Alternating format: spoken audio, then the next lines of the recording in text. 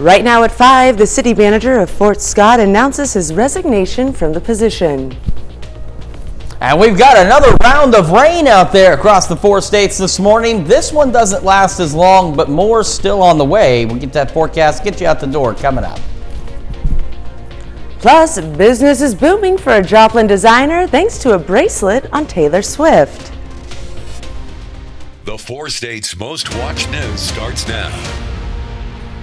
Good morning, 4 states, and welcome to the KOAM Morning News. The time now is 5 a.m.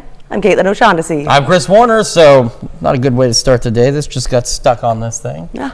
Not a good way to start the day at all, but you know what? It's Thursday. It is Thursday. That means tomorrow is finally Friday in the 4 states. We are that much closer to the weekend. Yes. However, if you don't like cold weather, you will not like this weekend whatsoever. You may want to go back in time to last weekend because it is about to get pretty cold across the area. But first, let's get you out the door. We've got some rain showers across the 4 states, even some thunderstorms now beginning to develop across the western half of our area. Those have been firing here in the last, half hour to an hour or so. So we've got these showers and heavier rainfall now mainly into southwest Missouri, but then we've also got these thunderstorms that are starting to develop. That's a pretty good one here just to the east of Howard, west of Fredonia, and we got a few more firing back down into northeastern Oklahoma. All of this activity continuing to lift slowly off to the east-northeast, and you can see where this activity just really started to get going. Now again, we're not anticipating any severe weather, but it does look like we're starting to get a few thunderstorm chances out there. Quick look outside. We got the rain in Joplin. We've got rain still falling in Pittsburgh, 67 Joplin, 66 in Pittsburgh. Kids getting on the bus this morning. We're having scattered showers and thunderstorms this morning, and man, the wind is just being relentless, still not letting go of us. Gusts to 25 through the morning, temperatures right around the mid-60s. Bus brings them home, looking at mostly cloudy skies, but it will stop raining. And we're also looking at still gusty winds, even gustier today, pushing 35 miles an hour. Temperatures in the low 70s. As we go through our day, again, showers and thunderstorms will wrap up by about noon, 1 o'clock. We'll still have the breezy conditions as we head through the afternoon, starting to let up a bit into the evening. And our temperatures today, a smidgen cooler than yesterday, but still looking low to mid 70s out there. We have got, again, we've been talking about it for the last few days. We're getting closer to it. We've got a very big cool down on the way, and we'll talk about that in your full forecast here in just a few more minutes. Caitlin? Thanks, Chris. A former prosecutor in northeast Oklahoma is going to prison for seeking sexual favors in exchange for help with court cases. The defendant in this case is former Ottawa County, Oklahoma Assistant District Attorney Daniel Giraldi of Joplin. He had pleaded guilty last year after providing drugs and legal actions that benefited defendants in exchange for sex. A judge yesterday sentenced Giraldi to 2.5 years in prison and 3 years supervised probation after he's released. Under terms of his plea agreement, Giraldi will relinquish his Oklahoma bar license and agree to never hold any public office in the state. U.S. Attorney Clint Johnson says, quote, "As a public servant to the people of Ottawa County, Daniel Giraldi disgraced the office of Assistant District Attorney. He had a duty to act with integrity and competence. Instead, he violated the law and the trust placed in him by the District Attorney," end quote. The Fort Scott city manager is resigning from his position. Brad Matkin posted this video on Facebook yesterday announcing his resignation. He says he'll continue the duties of his role in addition to helping in the transition of finding a new city manager through the end of the year. He didn't give details for his decision, but said it was for personal reasons. His resignation will go into effect on January 3rd. And results are in after the Allen County, Kansas Sheriff's Office performed a random compliance check of registered sex offenders living there. The check, conducted last week, finds there are 114 offenders living in Allen County, with 28 more who work there but don't live in the county. During the check, authorities found 26 offenders not in compliance. They say most were simple things like keeping updated addresses, places of employment, and phone numbers. And if you're ever on the go and want to still be able to watch our newscast live, just download the KOAM Plus app. It's available free of charge on app stores of your choice. Just search for KOAM Plus. A Joplin business is seeing a sales surge in one of the bracelets after Taylor Swift wore them. KOAM's Fernanda Silva has the story. We know Some of you might be tired of hearing about Taylor Swift and Travis Kelce's relationship. But this time, the 12-time Grammy Award winner is indirectly supporting a Joplin business. The bracelet she wore when she watched the Chiefs beat the Chargers at the Arrowhead Stadium was made in Joplin. Now, the retail store is entering its Taylor Swift era. The business has just really taken off. We have sold way more singles than we ever could imagine. More than 1,000% more in sales of that bracelet, to be more specific, according to the business owner. The personalized piece had Travis Kelce's jersey number, 87, on it. Owner Misha Wilson says that they're friends with Patrick Mahomes' mom, Randy, and that's how Taylor ended up with a Joplin-made bracelet. She asked if we wanted to gift anything to Taylor. We just made it up, sent it to her, and made a little arm stack. She only had one on, so we're hoping maybe she'll wear another one. As Kansas City Chiefs fans, Aramesh owners are living their wildest dreams and getting to know their Taylor version. It's crazy. We just wake up and pinch ourselves every day. In Joplin, Fernanda Silva, KOAM News. This is not the first time that Swift has impacted the sales of a Chiefs item. The windbreaker that the pop star was sporting in her first appearance at a Chiefs game sold out approximately 30 minutes after being released. And that's a look at this morning's top stories and weather in the first 7 minutes. Coming up on the KOAM Morning News. The Kansas City Chiefs head on over to the road to face divisional rivals Broncos this Sunday. We'll have the details. Plus, an Israeli airstrike hits a refugee camp in Gaza, killing at least 10 people. And we have another rainy day. We'll have what to expect from Chris with the Skywatch Weather Center. You're watching the KOAM Morning News. We'll be right back. Well, Colgan High School volleyball is headed back to state for the upperclassmen on this team. That's no different than what they're used to. In fact, it's all they're used to. The Panthers senior class has made it to state all 4 years they've been in school. This comes on the heels of a dominant performance in the sub-state tournament at home this past weekend.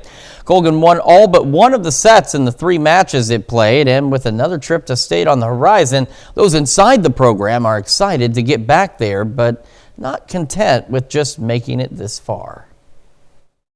Our goal is to get to day 2, and it's a different kind of confidence. Last year we thought, oh, we got to the state. This year, our goal is let's play well enough to get into that. I think we've progressed really well over the season.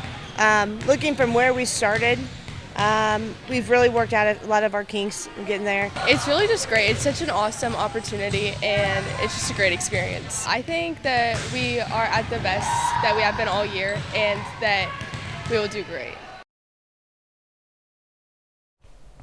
Well, the Panthers are just one of 3 of our local Southeast Kansas schools that'll be heading to the volleyball state tournaments.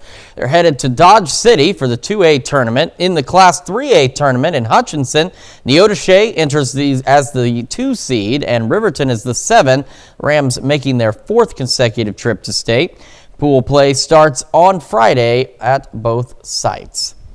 It's the first week of high school football in SEK. Well, things get started with several teams playing last night. Riverton opens the 2A playoffs as a 1 seed. The Rams are at home at 6 today against West Franklin.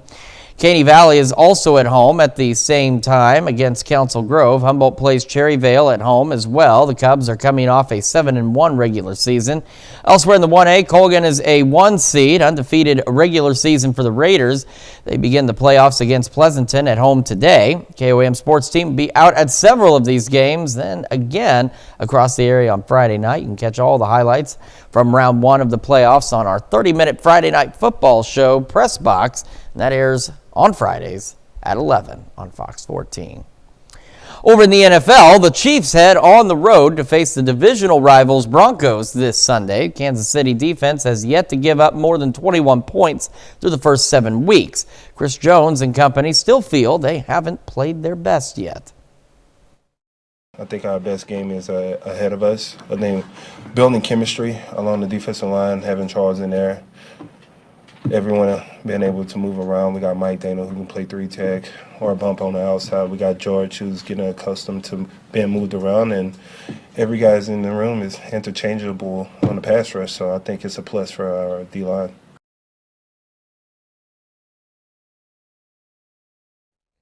Still to come, why a new study from the maker of an Alzheimer's drug suggests there's a more convenient way for patients to get the treatment. Plus, it's raining. Rain's still in the forecast and much colder weather. We'll have another look at that forecast when the KOAM Morning News returns. Welcome back to the KOAM Morning News, 5:15 on this Thursday morning, and rain still falling across the area. The heavier rainfall, or at least the just kind of shield of rain, now all on the southwest Missouri side of things as it continues to track off to the east-northeast. But back behind this, we've seen developing thunderstorms out there. Let's take a quick look first at the heavy rain. We've got it again across southwest Missouri, just exiting the Joplin area, still in Carthage, Mount Vernon, Monette, Cassville, Lamar, Nevada. All of this continuing to lift off to the east-northeast. And then we've got these thunderstorms that have been going. Nothing severe, and we're not anticipating anything like that, but a few more thunderstorms, and of course those come with, as you can see with these darker colors here, some heavier rain, and we're seeing some thunderstorm development back down into northeastern Oklahoma. So that means that some of us that are maybe exiting this rain shield now could get in on some thunderstorm activity in the next couple of hours. And look at how quick some of this activity just races up here and just forms, and look at how quickly it all forms. So some decent little thunderstorms out there. So again, and they're bringing some heavier rainfall. Quick look outside, our camera down at the Cornell Complex, downtown Joplin, breezy, and that has been the trend and unfortunately continues to be the trend because the wind just does not want to let go. MoDOT camera 32nd in range line, wet roads, but the rain in Joplin has stopped falling. Down in Neosho though, you can see right there, still in the midst of some of that heavier rain from the MoDOT camera there, and just south of Pittsburgh, KDOT camera there. Also wet roadways, but again, the rain beginning to let up. But we have those thunderstorms off to the west and southwest that'll start rolling on in here. So the airport still technically reporting some light showers out there. 67, south-southeast breeze at about 15, but we've seen gusts upwards of 20, 25. 67, Pittsburgh, Iola, and Parsons, as well as Chautauqua, Miami, Independence, Neodesha, Sedan. Lots of 67s. 68, Yates Center and Chanute, as well as Fort Scott, Nevada, Lamar, and Stockton. 66, Carthage, and 65 down in Neosho. So let's take a look at the future track. We'll get the last of those scattered showers and storms out of here, and by noon, 1 o'clock, we begin to clear out. In fact, very likely going to see some sunshine. That will allow us to be a little bit on the warm side, but right around the mid-70s for us today. Will actually remain clear and dry through the overnight, and then clouds will start increasing towards sunrise ahead of the next round of showers and thunderstorms, and these will push through during our morning drive out there, so do be aware of that. And we'll hold on to scattered showers and thunderstorms through the majority of our Friday, but as you can see, they're a lot more scattered than what they have been the last several days. And we're not quite done with the rain chances yet. We still have some out there. All right, for today, breezy again. Breezier, though, as winds could gust as high as 35 out of the south. And otherwise, the scattered storms through the morning and just kind of hovering in the upper 60s. As we begin to clear by the afternoon, we'll go mostly cloudy, partly cloudy, still windy. But as we see more sunshine, our temperatures will start to warm to the mid-70s.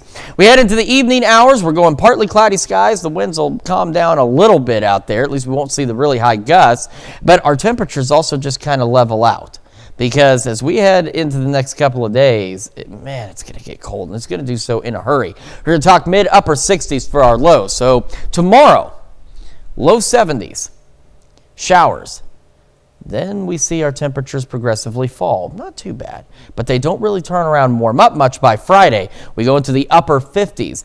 And then from Saturday into Sunday, this is where you're going to see a little, like this doesn't make sense, our low 47. Really, that low is going to be our best high Sunday. That low is going to happen very early Sunday morning.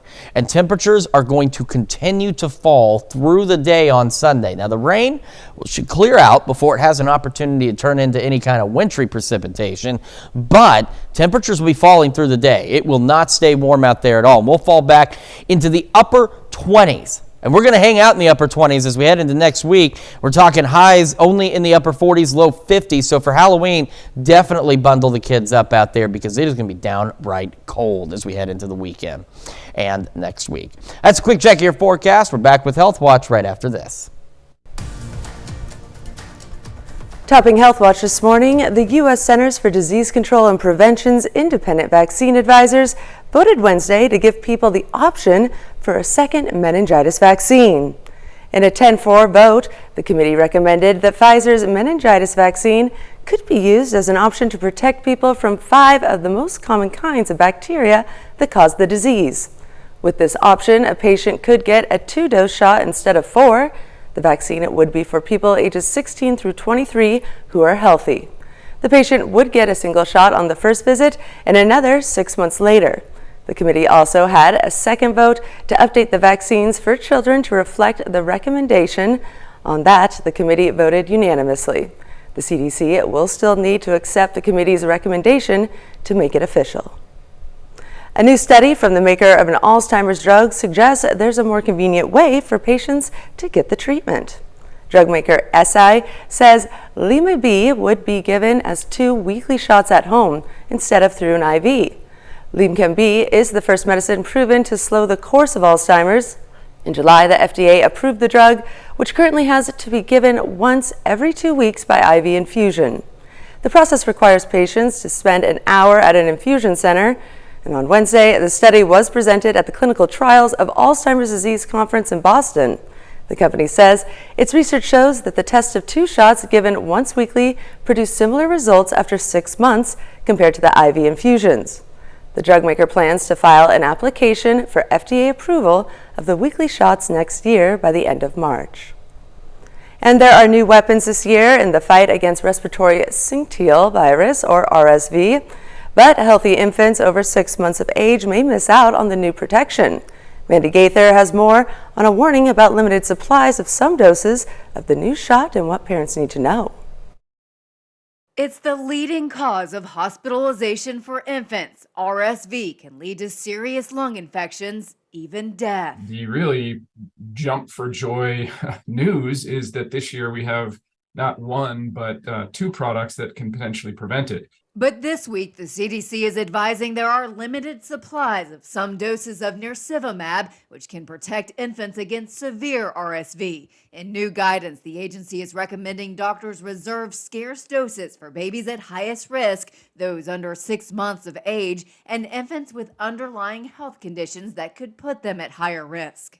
The shortage thing was not something we anticipated because we'd been assured there would be plenty of supply. The CDC also recommends doctors stop using nirsevimab for babies 8 through 19 months of age who are eligible for an older protective therapy called palivizumab. It has to be given once a month through RSV season, unlike the new shot, which provides 6 months of protection after a single dose. Dr. Sean O'Leary with the American Academy of Pediatrics says there's also a maternal vaccine that can help protect against this virus. It looks to be very safe and effective, that can be given at 32 to 36 weeks gestation. And we're not hearing about particular shortages of that one. O'Leary says the limited supply issues will hopefully be short term. For this year, it is a bit of a scramble and it's a challenge. And honestly, it's a bit frustrating, but we're doing our best. For Health Minute, I'm Mandy Gaither. Hi, do you want to hold me? The restrictions apply primarily to the 100 milligram dose of the new shot. That's the strength used for babies who weigh 11 pounds or more and are going into their first RSV season. That's a look at some of today's top health stories. You're watching the KOAM Morning News. It is raining across the area this morning and getting some scattered thunderstorms into southeast Kansas, northeast Oklahoma.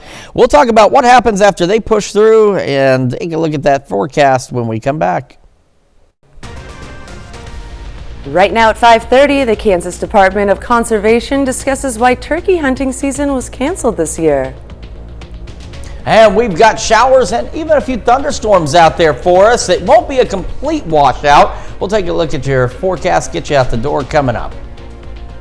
Plus, Missouri American Water hosted a safety fair yesterday at Downstream Casino and Resort. The 4 states' most watched news starts now. Good morning, 4 states, and welcome to the KOAM Morning News. The time now is 5:29 a.m. I'm Caitlin O'Shaughnessy. I'm Chris Warner. So we have still got the mild weather sticking around for the time being, but it is about to get sharply colder. We're talking a significant drop in temperatures over the next few days. All right. If you're ready for winter in the 4 states, just give it a couple more days. It's about to be here, I'm telling you.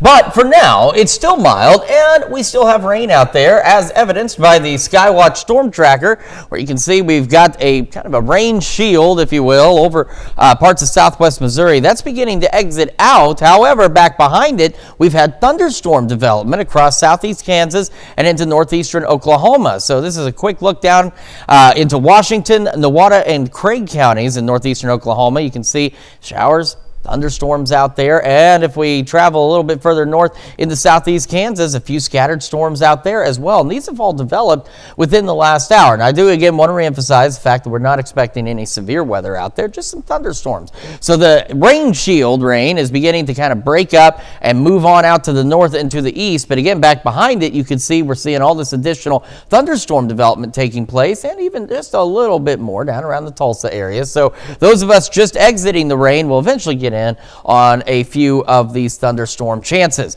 Right now outside Joplin, it has stopped raining. Same in Pittsburgh, but the road's still quite wet. 67 in Joplin and 66 in Pittsburgh. Kids getting on the bus this morning, they're going to want the rain jacket, they're going to want the umbrella, but they'll be able to put both of those away by this afternoon. Scattered showers and storms, winds out of the south gusting again upwards of 25 miles an hour, mid 60s at 7 a.m. and then we'll go into the low 70s by 3 when the bus brings them back home. Winds gusting higher, though, upwards of 35 miles an hour out of the south. That wind just has not wanted to let us go. And we're looking at mostly cloudy skies, but the rain is expected to stop. So we get to about noon, 1 o'clock. Showers, thunderstorms begin to leave the area. We're not done with them yet. We still have more chances heading into the weekend, but we will stop with them for this afternoon. That will allow us to warm into the mid 70s, and we'll have partly cloudy skies as we head into the evening. We're going to take a full look at your forecast and talk about just how cold it's expected to get here in just a few more minutes. Caitlin? Thanks, Chris. Hunters in Kansas are unable to bag turkeys this fall due to declining populations. Regulations have also become more strict for the 2024 spring turkey season. We will warn you that some clips may be disturbing. KOAM's Anthony Saviella has more. We're hoping that, we get some better nesting conditions, and those populations will bounce back so we can go back to bird limit and fall turkey season. For hunters in Kansas hoping to bring home the bacon, that is turkey bacon, this fall, it was a no-go. According to land manager David Jenkins, the population of turkeys in the state have declined over 15 years. And for hens looking to nest, the conditions are less than favorable. In the very southeast corner, we get oftentimes well over 40 inches of rain. And so during those nesting periods in late May and June, a lot of times those little poults just don't survive the rainfall. Along with the suspension of the fall season, spring 2024 turkey season comes with changes as well. For residents, the bag limit has been reduced down to only one bird. For non-residents wanting to hunt, they will have to enter a lottery draw. I think the public's in favor of it. Our hunters, just knowing the local hunting community, a lot of the guys that are traditional turkey hunters have not bought a tag last few years just because they realize that turkey numbers are low. Reporting in Crawford County, Anthony Saviello, KOAM News. For non-resident hunters looking to apply for spring turkey draw, the application period will be from early January to February 9th. The Kansas Department of Wildlife and Parks also says it doesn't know when it will have another fall turkey season. And the SEK Humane Society is under quarantine because of a parvo outbreak. The organization says it's received a large increase of sick and abandoned dogs from the southeast Kansas area in the past few weeks, including one dog who is now fighting for her life.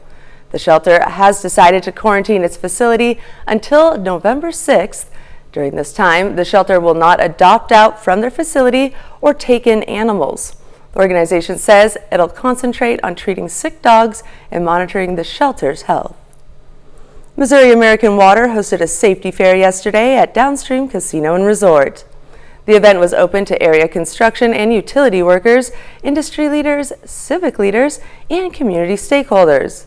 The event provided opportunities to explore the latest tools and equipment designed to make the construction and utility industries safer. This is important to educate our workers on the new technology, the new different things on safety, and the hazards that they could see, that they do see, and how to deal with them. One of the goals for Missouri American Water is to make sure its employees return home safely. The Fort Scott Chamber of Commerce today hosted a Community Connection Panelist Luncheon. Members of the community were invited to the event at the Empress Event Center to hear information from the City of Fort Scott, Bourbon County, Fort Scott Community College, USD 234 and 235, as well as Bourbon County Ready. Each panelist gave a 7-minute update, ending with time for questions. The idea is to keep information flowing. Call for greater communication and transparency across the board, and so we felt like the chamber was in a position to really kind of bring all the organizations and entities together and provide a brief update that people could run to on their lunch hour and feel like they left with some concise information. The event was free to attend, but attendees were required to register. Almost 24 sixth graders yesterday got to participate in a unique art experience at Artform's Gallery. 22 sixth graders from Jamie McMillan's art class at College Heights Christian School in Joplin got that chance to cut and arrange glass pieces into holiday ornaments, which were fused in a glass kiln. Kristen Gerard, a jewelry artist, also escorted some of the students on a guided tour of public art displays in Pittsburgh. I hope they learn a little bit about the science of glass, how to cut glass safely, and maybe in the future they might want to take a stained glass class as young adults, or even pursue something in the fusing world. Artform's Gallery is located at 620 North Broadway in Pittsburgh. That's a look at our top news stories coming up this half hour on the KOAM Morning News. This week in the Roman Catholic Church will go down in history. We'll have the details. Plus, Israel believes hostages are being held in a sprawling web of underground tunnels in Gaza. You're watching the KOAM Morning News. We'll be right back. Welcome back to the KOAM Morning News, 5:47 on the dot here on this Thursday morning. So we've had the showers overnight and even a couple of rumbles of thunder. This big bulk of rain is on its way out, with the heaviest rain left in Berry and Lawrence counties through Mount Vernon and into Cassville and just beginning to exit Monette. However, out to the west, a few more showers and thunderstorms developing across southeast Kansas. So Iola, Yates Center just getting ready to head into Mound City, and then down to the south of Parsons near Independence and back into northeastern Oklahoma, a few additional little showers and thunderstorms. And you can see on the last 3 hours how these little guys just got going out of just stray showers that were out there initially, and these will continue to lift off to the northeast. So those of us that have exited the rain for now will get back into at least some scattered storms. And again, the good news is we're not anticipating any strong or severe storms with any of this activity, just the rain that we need. All right, our camera down on the Cornell complex in downtown Joplin, looking great this morning. Still windy out there, but otherwise it has stopped raining in Joplin. At the roads, though, still wet out there. You can see MoDOT camera 32nd and range line, and in Neosho, still getting a little bit of rain shower activity out there, but things slowly beginning to clear out from the MoDOT camera US 60, Missouri 59, and from the KDOT camera just south of Pittsburgh on 69. Still wet roads, but it has stopped raining. But again, as we showed you on the Skywatch Storm Tracker, more rain is on the way. 67 in Joplin, south-southeast breeze at about 15 miles an hour. We got the cloudy skies out there. And across the region, most of us mid-upper 60s, 68 Nevada, Fort Scott, Chanute. Lots of 67s now. Yates Center, Iola, Neodesha, Sedan, Independence, Chetopa, Pittsburgh, Lamar, Carthage, Newata, Veneta. Grove, lots of 67s, even up to Stockton. We had 68 in Miami, 65 down in Neosho. A little cooler in Monette and Cassville, both of those at 63. We head into the afternoon. By about noon, 1 o'clock, we're actually going to stop with the rain briefly, but there's still more rain in our forecast. But for the rest of this afternoon, we will be partly cloudy, maybe some mostly cloudy skies here and there, and that will allow us to be fairly warm today. Then late tonight and early tomorrow morning, the clouds begin to increase, and the next round of showers and maybe a couple of thunderstorms will start to roll through during our morning drive on Friday. These will last into the early afternoon, and then they'll begin to clear out progressively. But again, as we go into our Saturday, additional rain chances out there as well. So scattered thunderstorms through the morning, breezy conditions as well. Winds gusting out of the south again, this time up to about 35 miles an hour. Temperatures holding out into the upper 60s. Then as our skies begin to clear later this afternoon, we will get some sunshine, and that lets us warm up into the mid 70s. And then our temperatures will just kind of hover in the upper 60s out there through the evening and into the overnight hours under those partly cloudy skies before the rain chances return on Friday. Low 70s Friday, temperatures gradually beginning to fall down to 50 by Friday night. Not a big warm up Saturday, only 57, 47 for the low. And I know this may look like kind of a non sequitur here, but 47 technically could be our high for Sunday, and it'll happen very early Sunday.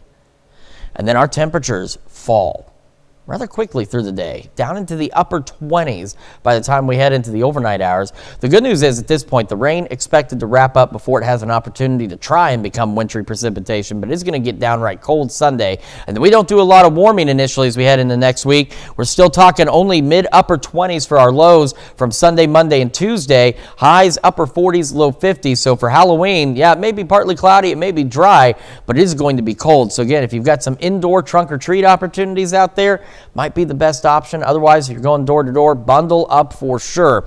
We will try and warm back up, though, toward the end of next week. Plentiful sunshine out there initially, upper 50s, low to mid 60s, and then by next Saturday, some additional rain chances in our forecast. Let's check out that forecast. We'll be back with more of the KOAM Morning News right after this. Here's more proof that you're never too old to fulfill a dream. A 94-year-old woman in Maine has another check on her bucket list after co-piloting a plane. Johnny Maffei shares her inspirational story. So what's going on today? Oh, the surprise of my lifetime has come true. At 94 years young, Jane Lindquist has seen a lot.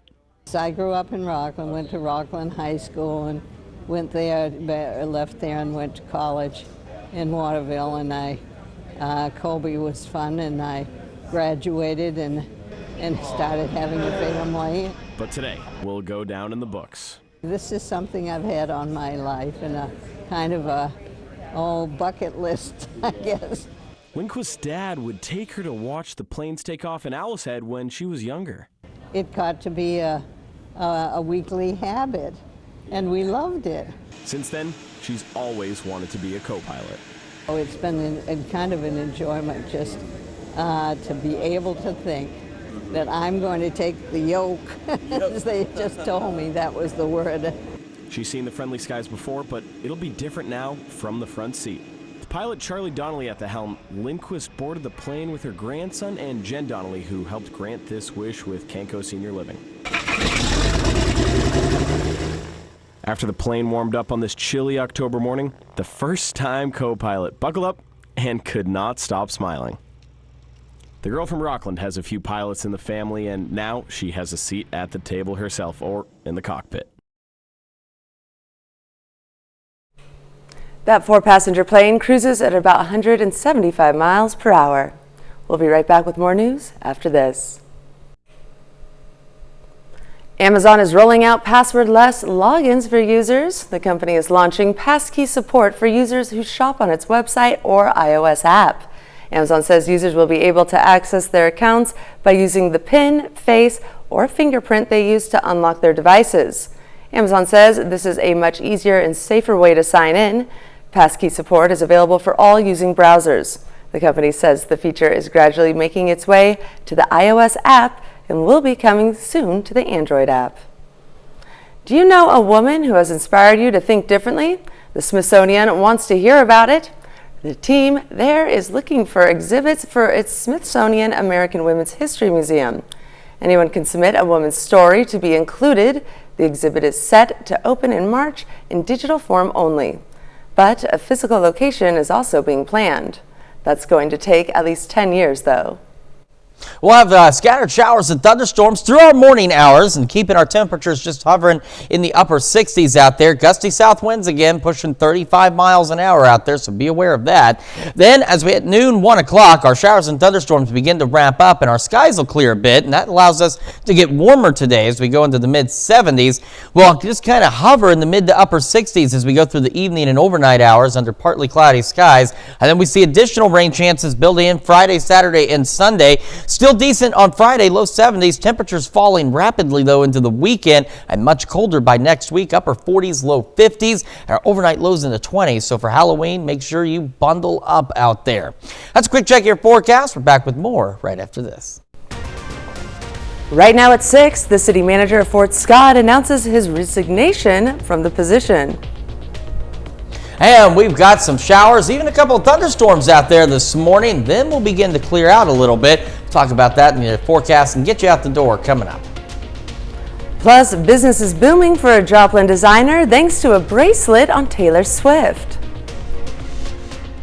The 4 States Most Watched News starts now. Good morning, 4 States, and welcome to the KOAM Morning News. The time now is 6 a.m. I'm Caitlin O'Shaughnessy. I'm Chris Warner. So it's another breezy day out there. The wind just does not want to let go of the area. And it's another rainy day. Now, granted, we don't want to complain about the rain because we absolutely need rain across the area, the drought situation. And we've been getting some rain across the area. However, we're going to start to see a bit of a pause today. Pretty big pause, honestly. But we're not done with the rain chances yet. We'll talk about all that in the full forecast later. But first, look outside. Skywatch Storm Tracker showing us some of the thunderstorm activity across parts of southeast Kansas and now stretching back into northeastern Oklahoma. So we can zoom in a little closer. Nowata and Craig counties in northeastern Oklahoma seeing some of the shower thunderstorm activity stretching up into Lebec County. So just around the Parsons area, Oswego, right along 160 across virtually the entire county. And we head a little further north and we go around just north of Iola, around Yates Center, Burlington, Garnett. More showers and some thunderstorms. And of course, this activity bringing some heavier rain out there. That bulky rain shield is starting to roll on out of the area, so we're starting to dry out at least temporarily in southwest Missouri, but these showers and thunderstorms will try and make their way into part of the area. We've tried to see some additional development back across parts of Oklahoma, but most of that is going to stay to our south in Arkansas. Outside in Joplin and Pittsburgh right now, Pittsburgh's starting to get in on some light shower activity that's trying to develop ahead of those thunderstorms out to the west, but otherwise roads are wet, mostly dry at this point though in terms of no rainfall. 66 both Joplin and Pittsburgh. Kids get on the bus this morning, grab the umbrella, grab the rain jacket, but make sure they got a backpack big enough to put them away in because they will not need them later. Scattered showers and storms through the morning, right around the mid 60s. Winds out of the south gusting to 25, gusting even higher by this afternoon, upwards of 35. We'll have mostly cloudy skies, breezy but dry, right around the low 70s by 3 o'clock. By about noon or 1, showers and thunderstorms are out of here and we'll start to clear out, and that does allow us to also warm up a bit. We're looking at highs in the mid 70s today. But as I mentioned, we're not done with the rain just yet. And we've got a significant cool down on the way. We're going to talk about that in your full forecast here in a few more minutes. Caitlin? Thanks, Chris. A former prosecutor in northeast Oklahoma is going to prison for seeking sexual favors in exchange for help with court cases. The defendant in this case is former Ottawa County, Oklahoma Assistant District Attorney Daniel Giraldi of Joplin. He had pleaded guilty last year after providing drugs and legal actions that benefited defendants in exchange for sex. A judge yesterday sentenced Giraldi to 2.5 years in prison and 3 years supervised probation after he's released. Under terms of his plea agreement, Giraldi will relinquish his Oklahoma bar license and agree to never hold any public office in the state. U.S. Attorney Clint Johnson says, quote, "As a public servant to the people of Ottawa County, Daniel Giraldi disgraced the office of Assistant District Attorney. He had a duty to act with integrity and competence. Instead, he violated the law and the trust placed in him by the District Attorney." End quote. And the Fort Scott City Manager is resigning from his position. Brad Matkin posted this video on Facebook yesterday morning announcing his resignation. He says he'll continue the duties of his role in addition to helping in the transition of finding a new city manager through the end of the year. He didn't give details for his decision, but said it was for personal reasons. His resignation will go into effect on January 3rd. And results are in after the Allen County, Kansas Sheriff's Office performed a random compliance check of the registered sex offenders living there.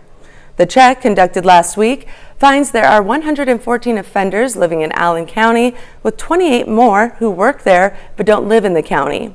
During the check, authorities found 26 offenders not in compliance. They say most were simple things like keeping an updated address, places of employment, and phone numbers. The community of Caney, Kansas is trying new strategies as it battled the ongoing water shortage there. Even businesses in Caney are making adjustments to conserve water. KOAM's Amber Jenkins has more. Although the day was wet and gloomy, it still wasn't enough for Caney. Pizza Hut is conserving water by using paper plates and utensils, but Sonic workers now mop instead of using the industrial cleaning hose. The managers worry that if the cuts get worse, some businesses could close and people could eventually lose their jobs. So if we do end up having to close and people have to pursue other employment, they're either going to have to commute or move. And that's obviously not good for the area, for the county, for anybody. Originally, the mayor, Josh Elliott, ordered all public restrooms to shut down in Caney. However, due to feedback, Mayor Elliott modified the mandate for restrooms to remain open for paying customers only. And to be the first to see breaking news, weather, and sports, download the KOAM News app. It's available free of charge in the Apple App Store and the Google Play Store. Just search for the KOAM News app. And finally, a Joplin business is seeing a sales surge of more than 1,000% in one of their bracelets after star Taylor Swift wore the item. The 12-time Grammy Award winner wore the accessory on Sunday when she watched the Chiefs beat the Chargers at Arrowhead Stadium. The personalized piece had Travis Kelce's jersey number 87 on it. Owner Misha Wilson says they're friends with Patrick Mahomes' mom, Randy, and that's how Taylor ended up with the Joplin-made bracelet. She asked if we wanted to gift anything to Taylor that they would be seeing each other, and or if she did see her. And so we just made it up, sent it to her, and made a little arm stack. She only had one on, so we're hoping maybe she'll wear another one this Sunday with a different saying. This is not the first time that Swift has impacted the sales of a Chiefs item. The windbreaker that the pop star was sporting in her first appearance at a Chiefs game sold out approximately 30 minutes after being released. And that's a look at this morning's top stories and weather in our first 7 minutes. Coming up on the KOAM Morning News. A manhunt is underway in Maine for a person of interest in a number of shootings. We'll have the details. Plus, in Australia, a windsurfer's camera caught the moment he collided with a massive whale in Sydney's northern beaches. And Chris Warner returns with another look at your Thursday forecast. You're watching the KOAM Morning News. We'll be right back.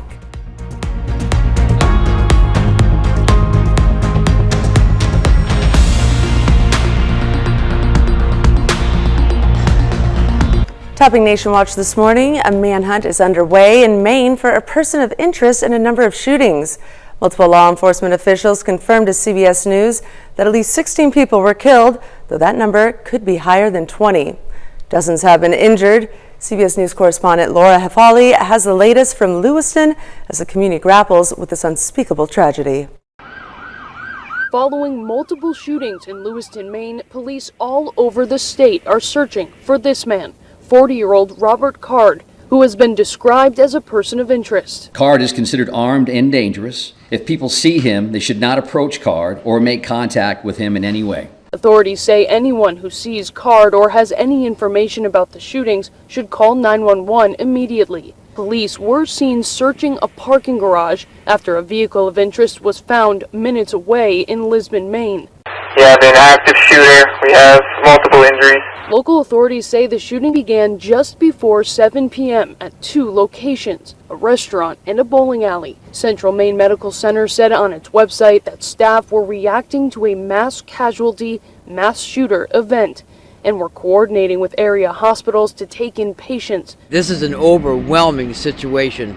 I don't think we've ever had anything like this. According to a Maine law enforcement bulletin seen by CBS News, Card is a trained firearms instructor believed to be in the Army Reserve, and he has reported mental health issues. A reunification center has been set up at a middle school in the neighboring community of Auburn. There's a significant amount of shock going on with people that were actually witnesses. The FBI says it's assisting with the investigation, though Maine State Police will continue to take the lead. Laura Hafley, CBS News.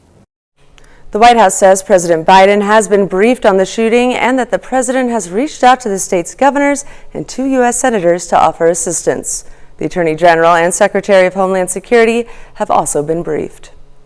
Prosecutors are arguing for a gag order in former President Donald Trump's 2020 election subversion case, saying he's targeting potential witnesses again. Special counsel Jack Smith's team urged a federal judge on Wednesday to reinstate the gag order issued last week on Trump, citing his social media posts railing against a potential trial witness, his former chief of staff Mark Meadows. Meadows has received immunity in the case. He reportedly told investigators he did not believe the 2020 election was stolen and thinks Trump was dishonest in claiming victory. The gag order issued last week is currently paused while the appeals process plays out. Meanwhile, Trump has been ordered to pay a $10,000 fine for violating that order. The judge in his civil fraud trial in New York says it's for insulting a law clerk. This is Trump's second fine for violating the judge's gag order. A Senate Finance Committee probe into Supreme Court Justice Clarence Thomas has revealed that it appears he did not pay back a loan for an RV he bought in 1999. On Wednesday, Democrats on the committee released the report. It showed Thomas failed to repay a significant portion of more than $267,000 loan from a friend and did not report the forgiven debt on his financial disclosure report.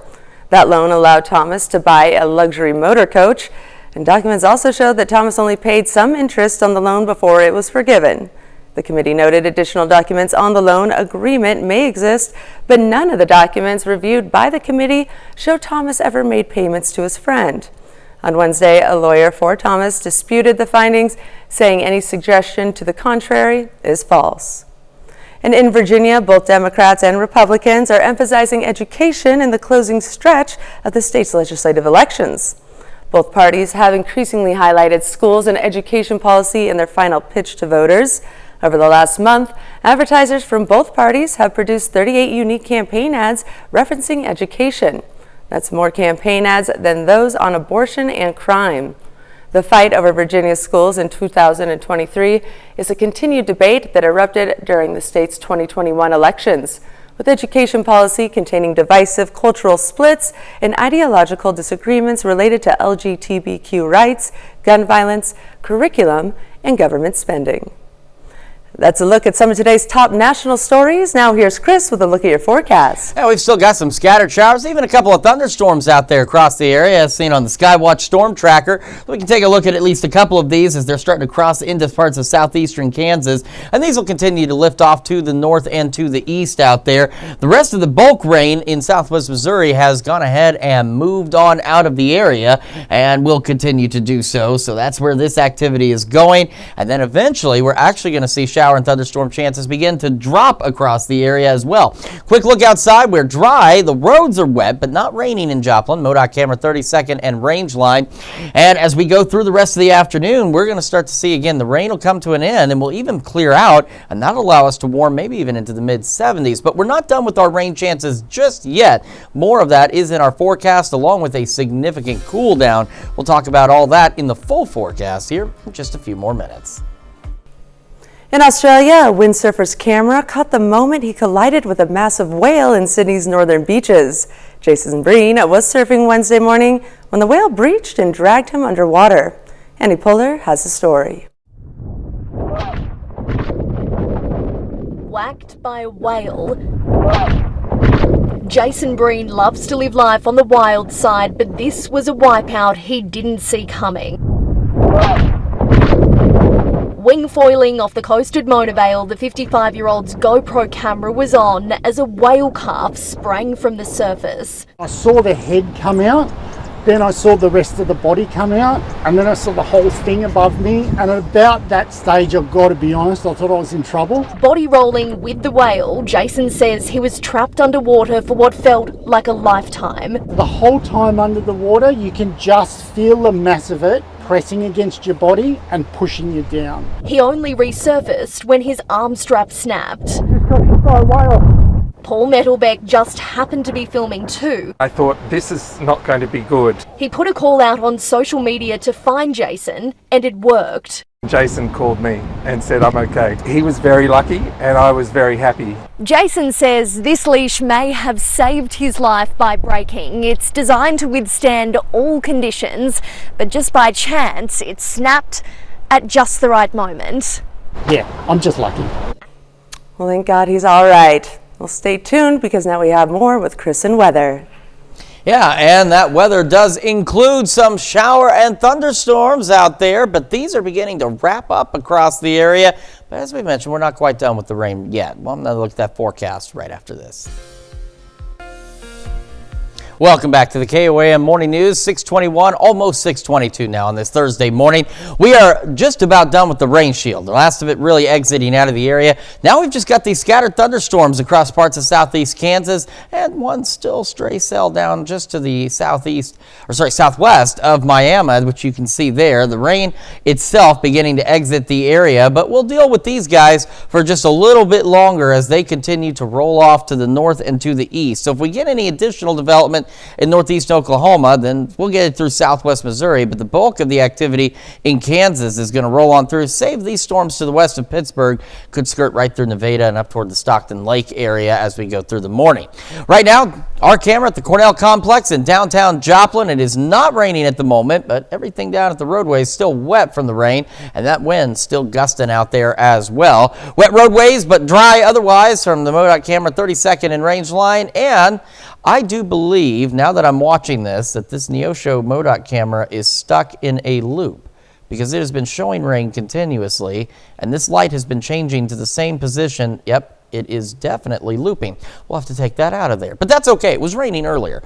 And the KDOT camera 69 East 520th Avenue, just south of Pittsburgh. Still, again, wet roadways, and you've got more showers, maybe a couple of thunderstorms getting ready to roll your way. 66 in Joplin, mostly cloudy skies. South breeze at 17, gusting upwards of 24. Around the area, mild temperatures once again out there as we have 65 Iola, 67 Yates Center, Neodesha, Parsons, Independence, Pittsburgh, Chautauqua, and Miami, as well as Lamar. 68 Fort Scott and Nevada, 66 Carthage, and we're sitting at 65 down in Neosho. So on the future track, it's actually trying to move some of the rain showers out of here a little earlier, but still could see a few through about noon, 1 o'clock, and then we'll dry out. We're going to clear out as well, and that will allow us to warm up. But as I mentioned, we're not done with the rain just yet. Clouds will increase again overnight ahead of our next round of rain towards sunrise tomorrow. So a few showers, maybe a couple of rumbles of thunder, and these will last through about noon, 1 o'clock, and we'll just have a few scattered showers after that, and we have additional shower chances a little later as we go into Saturday and Sunday. So again, a few scattered thunderstorms for some of us, all of us breezy, south winds gusting up to 35. Temperatures through the morning just kind of hovering into the upper 60s out there. And once we begin to clear out, while we are breezy, we're going to start to warm up. Again, mid-70s for our highs. Partly cloudy skies through the evening. Temperatures kind of level off in the mid to upper 60s, and they'll hang out that way as we go into the overnight hours as well. And then it's going to start to get cold. Not tomorrow. Slow 70s, but through the day Friday, a cold front's going to roll through, and this one's a very potent cold front. So we fall down to 50, only 57 Saturday. Temperatures fall again gradually down into the upper 40s. Showers Saturday, Sunday. Here's the deal, though. That 47 technically could be our high for Sunday. That's going to happen very early. Temperatures Sunday behind this front are going to continue to fall gradually, and they'll eventually make it down into the upper 20s. So you're going to need your winter coat here in the next couple of days. As we head into next week, though, it stays cold. Temperatures upper 40s, low 50s. Overnight lows well below freezing into the mid to upper 20s. We start to warm up as we go into the second half of next week. A little more sunshine. Temperatures back into the 60s, and then we've got some scattered shower chances by next Saturday. That's a quick check of your forecast. Now here's Caitlin with Health Watch. Thanks, Chris. Well, children who experience traumatic events are more likely to have headaches as adults. The study in the journal Neurology found a quarter of participants who experienced at least one traumatic childhood event, such as abuse or neglect, were diagnosed with a headache disorder. That's compared to just 12% of participants without childhood trauma. Researchers add, as the number of traumatic childhood events increased, so did the odds of having headaches. And a new study finds a link between cognitive function and a common type of fatty acid. Researchers in Australia found older people who had the highest levels of triglycerides in their blood were 36% less likely to develop dementia than people with the lowest levels. But researchers caution the results do not prove higher triglyceride levels prevent dementia. They may simply be a reflection of better overall health. And a new treatment is showing promise for breast cancer survivors who are coping with so-called chemo brain. Chemo brain refers to cognitive problems such as forgetfulness, which are common side effects of breast cancer treatment. New research found that breast cancer survivors who underwent a year of attention and memory training reported better cognitive abilities and lower rates of depression than survivors who did not receive the training. Those are some of today's top health stories. We will be right back. Right now at 6:30, why the SCK Humane Society is under quarantine because of a parvo outbreak. We've still got some scattered showers and storms out there, and those will continue through, let's say, the late morning hours, and then they're going to clear out. We'll talk about that in your forecast, get you out the door coming up. Plus, Missouri American Water hosted a safety fair yesterday at Downstream Casino and Resort. The 4 states' most watched news starts now. Good morning, 4 states, and welcome to the KOAM Morning News. The time now is 6:29 a.m. I'm Caitlin O'Shaughnessy. I'm Chris Warner. So another windy and rainy day, at least a rainy start for us, but that's going to change. But again, I know we need the rain. We're not done with it yet, but we'll get a pretty big pause for our Thursday before more rain showers begin to move into the area on Friday. Excuse me.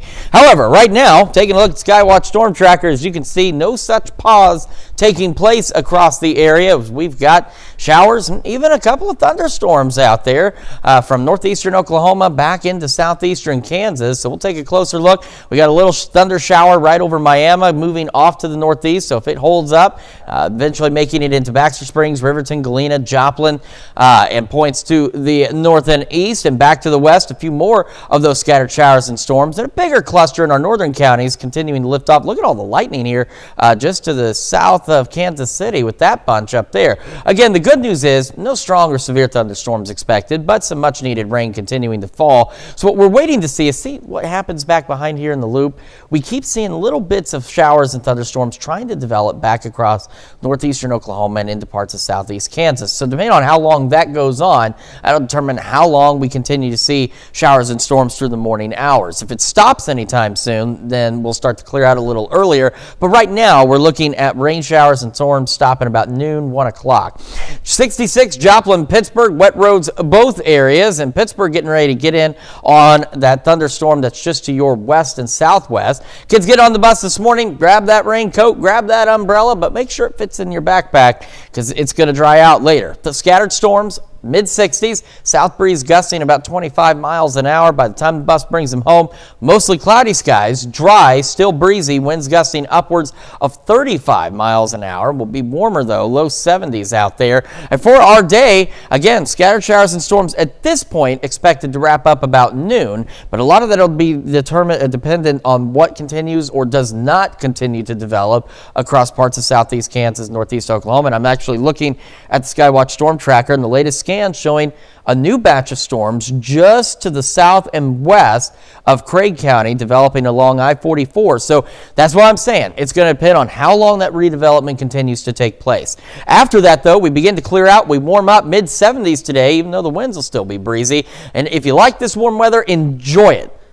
It's about to go away, and it's about to get a lot colder out there. It's going to begin to look a lot like Christmas almost, just without the snow. We'll talk about that in your full forecast here in a few more minutes. Caitlin? Thanks, Chris. Earlier, we talked about changes to Kansas hunting season this year, and we will warn you that some of these clips may be a bit disturbing. Anthony Saviello brings more on what changes have happened in Missouri this year. With Missouri bow hunting season well underway, Hunters are set to begin prepping for the fall firearms deer season. However, many counties in the four-state area will have to take caution with the deer they harvest. One of the big changes for deer hunting this year in Jasper County is that Jasper County is included in this year's chronic wasting disease management zone.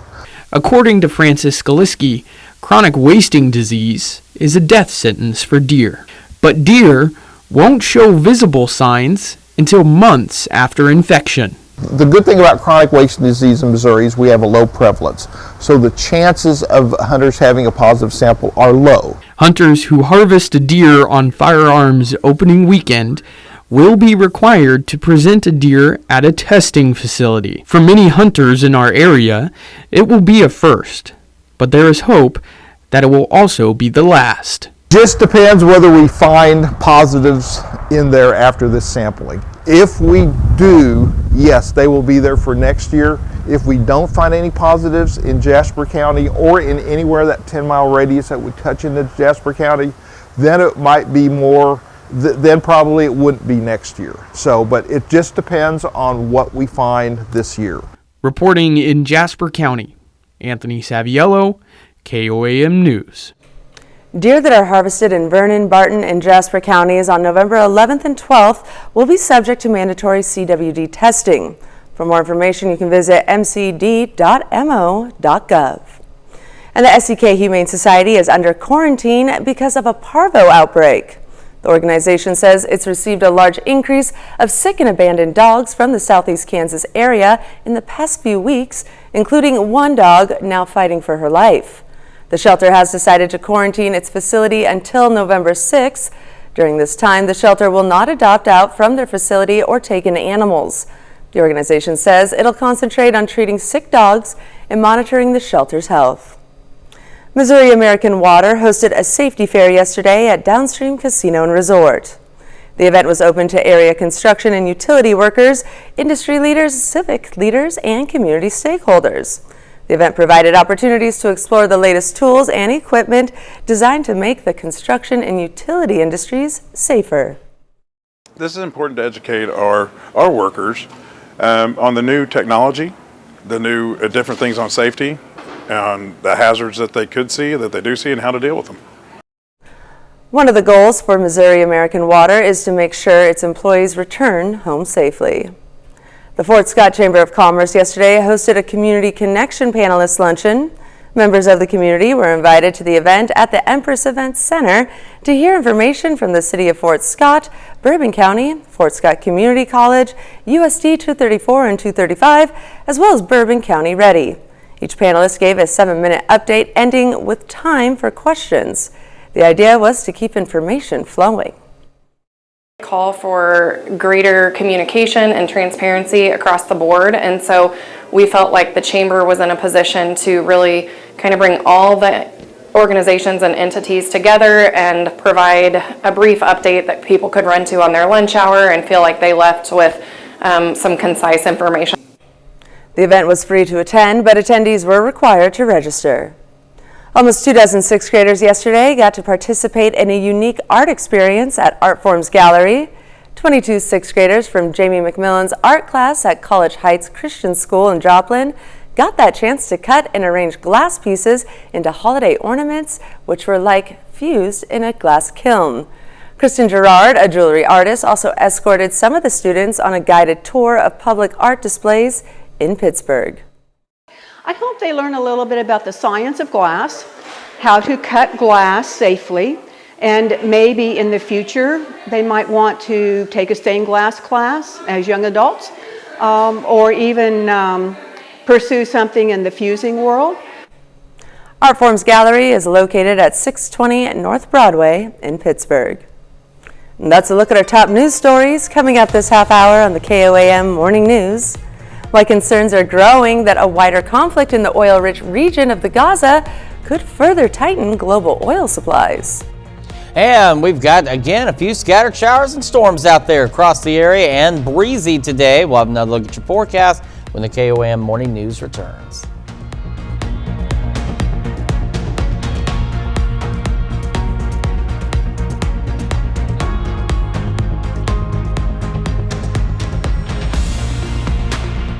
In Consumer Watch this morning, as the Israel-Hamas war continues, concerns are growing that a wider conflict in the oil-rich region could further tighten global oil supplies.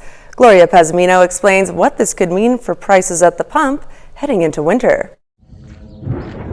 Israel's military ramping up its aerial offensive against Hamas as the war enters its third week.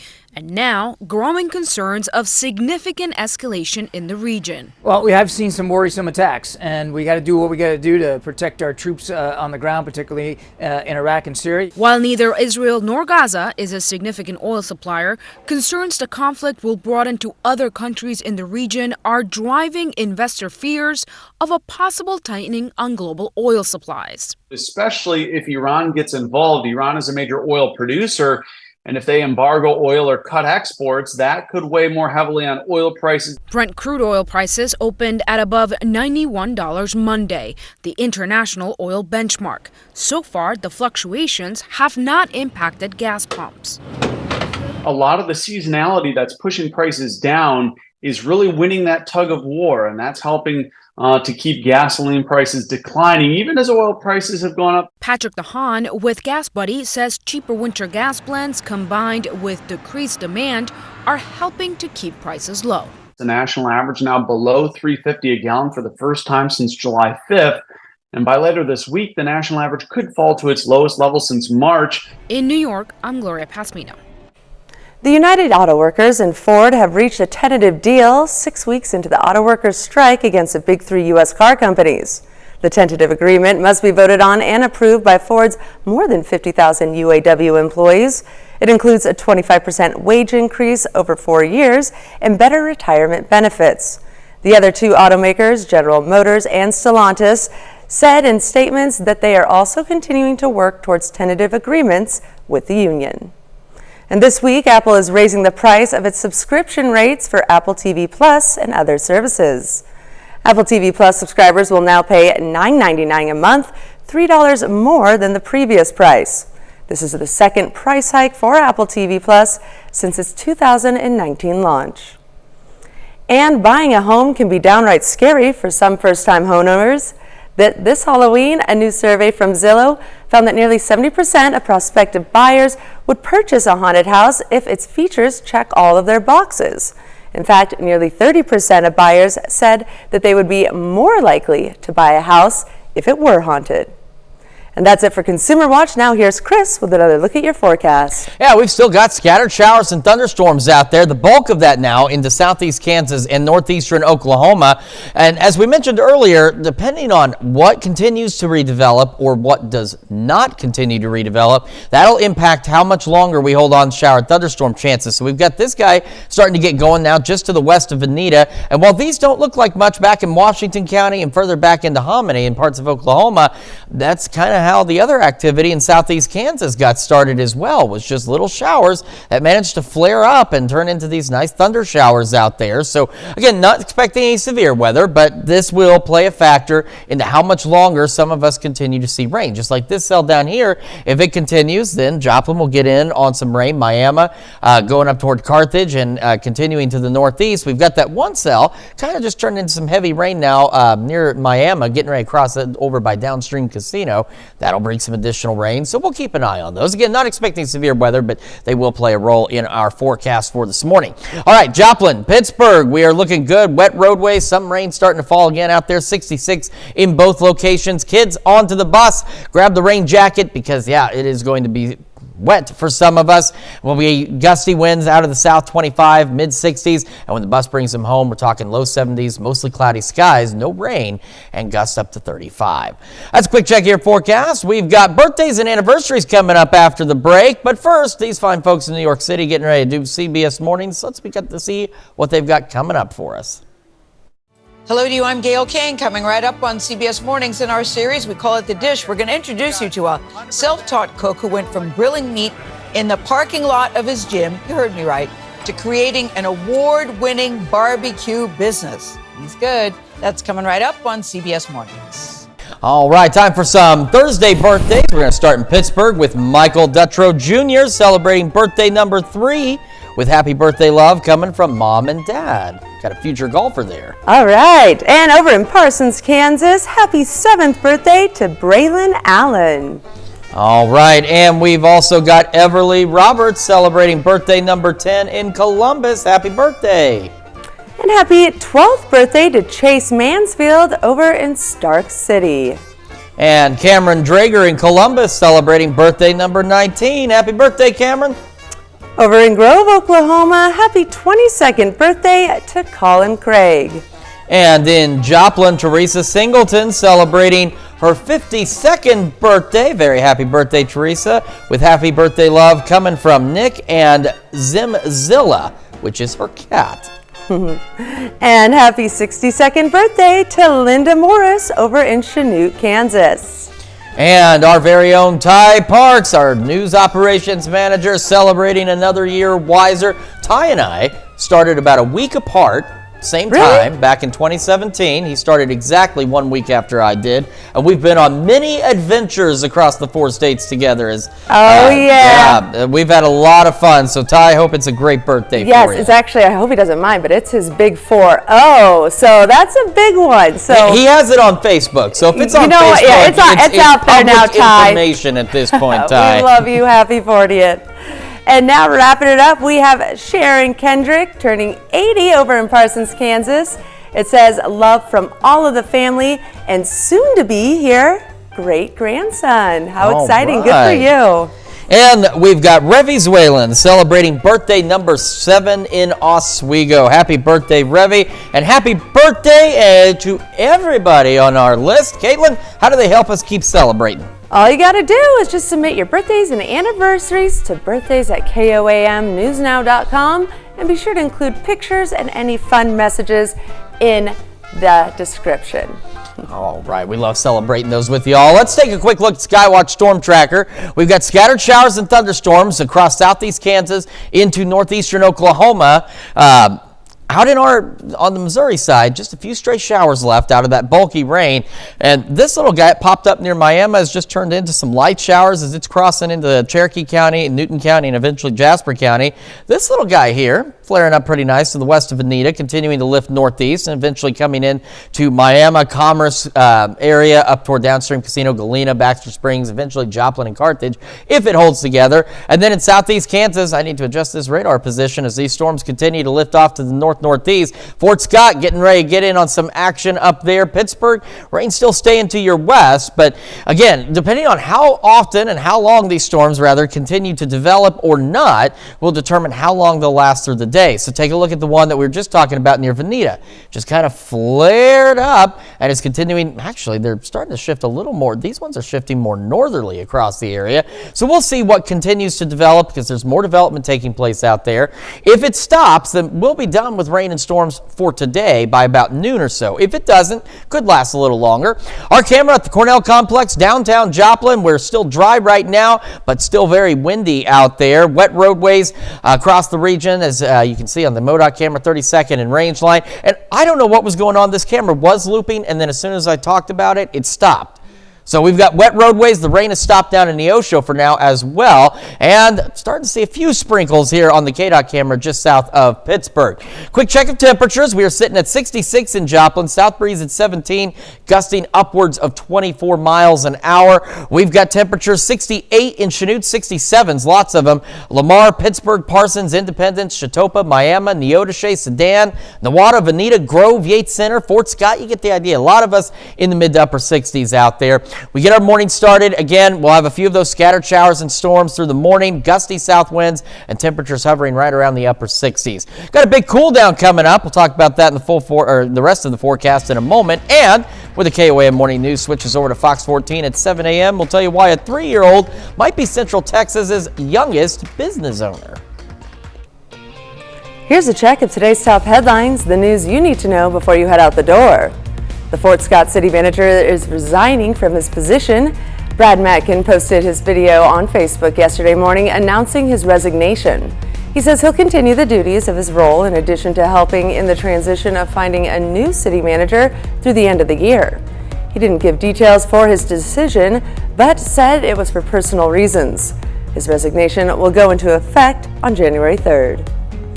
And results are in after the Allen County, Kansas Sheriff's Office performed a random compliance check of the registered sex offenders living there.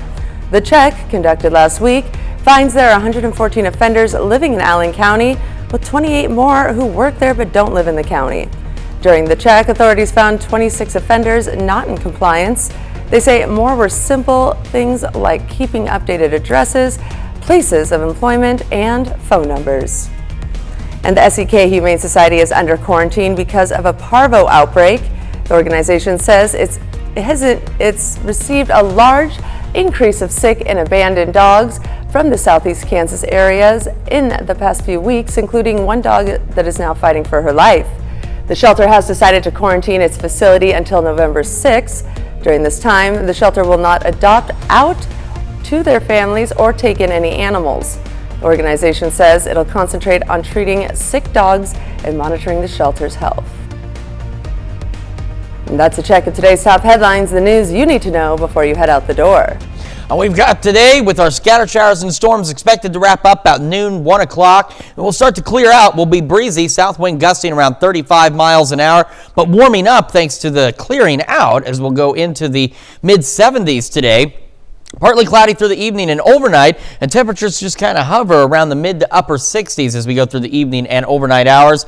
Not bad initially tomorrow, low 70s, showers return and will continue through Sunday. And to take a look at these temperatures, down to 50 tomorrow night, 47 by Saturday night, and 47 really could technically be our high for Sunday. That cold front starts to sweep through, pushing temperatures down through the day on Sunday. We're going to fall back into the mid to upper 20s heading into the start of next week. So for Halloween, low 50s for highs, 27 for the lows. So bundle up or maybe go to an indoor event. We do try to warm up toward the end of next week, back into the 50s and 60s with additional shower chances by next Saturday. But we've got a significant cool down coming, so make sure that your pipes are ready, your animals are ready, and your plants are ready, and that you're ready for those freezing temps. Absolutely. Thank you, Chris. Well, coming up today at noon, we're making spicy roasted pumpkin seeds in the Mr. Food Test kitchen. And your morning news continues on KOAM with CBS Mornings. China is launching a 3-person crew to the country's space station. Coming up on CBS Mornings, why American intelligence has concerns over China's rapidly growing space program. Or you can switch on over with us on Fox 14, where your only local morning news continues. This morning, there was an unusual arrival and departure at a California airport for This Week involving a coyote. Plus, we've got Dr. Soifin Saifo joining us in studio to talk about Orthodontic Health Month. Yeah. That's going to wrap it up for us for now, though. We will see you back here tomorrow morning at 5 a.m. And we'll see you here today at noon.